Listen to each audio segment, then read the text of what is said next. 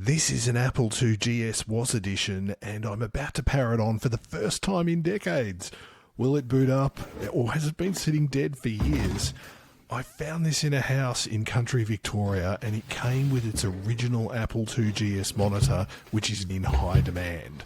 But before turning it on, I had to get the power supply recapped, just to make sure it didn't blow up. Now we'll open up the Apple IIgs case and see what's inside.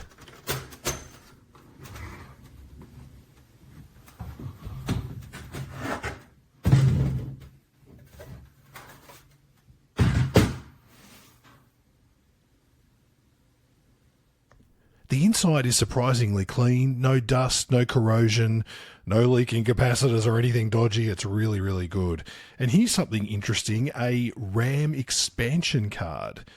This is an upgrade which gives the Apple IIgs more memory, and I plan on using it in my other IIgs. Everything looks intact. Now let's check out the Apple IIgs keyboard.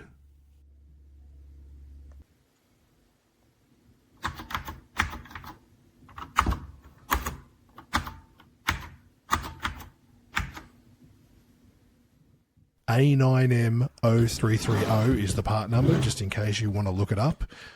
Typing on it, it feels great. Mechanical, responsive, and solid. Next, the Apple IIgs mouse. For those that are interested, the model for that is A9M0331. Clicking the buttons, it still works.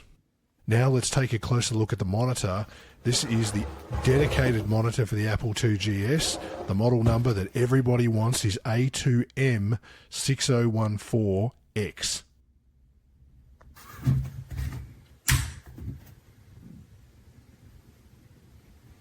Now it's time to power this thing on.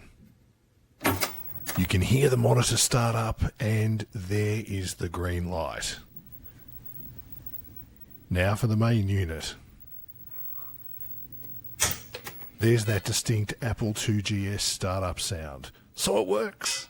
That's fantastic. And to celebrate, I've done something special. I've upscaled and remastered this Apple IIgs commercial from the 1980s. For all you know, your family may have a Galileo, a Beethoven, a Columbus, even a Michelangelo.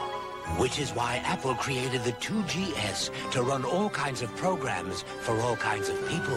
Programs to stimulate and educate, theorize and visualize.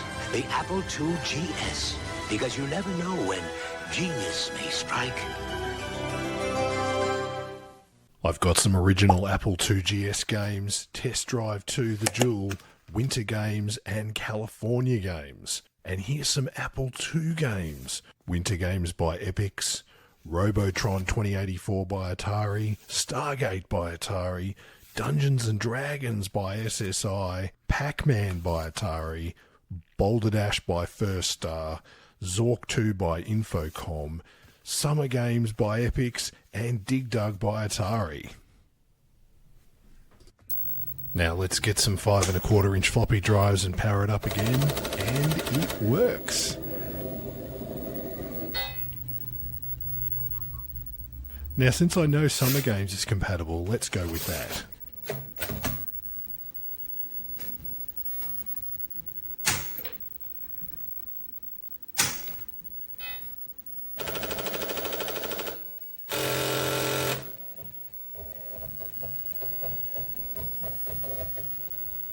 Turning on the game, and there it is.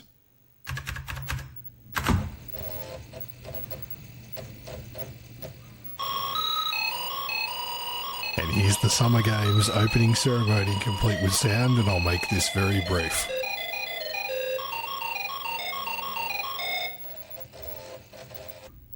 And now switching games for a moment, we've got the iconic Boulderdash. I just had to include this. This was one of the first games I had growing up, although it was on the IBM when I played it.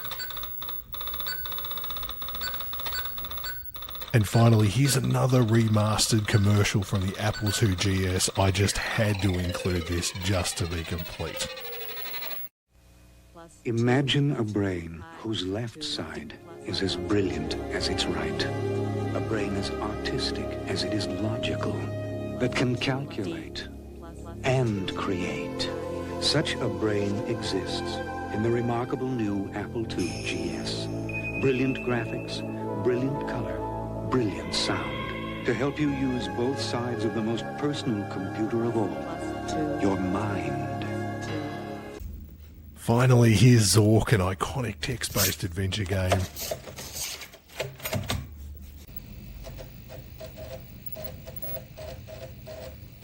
So what do you think of the Apple II GS? What was your favourite Apple II GS game back in the day? Drop a comment below. Don't forget to like the video, as every little bit helps. I'll see you on the next one.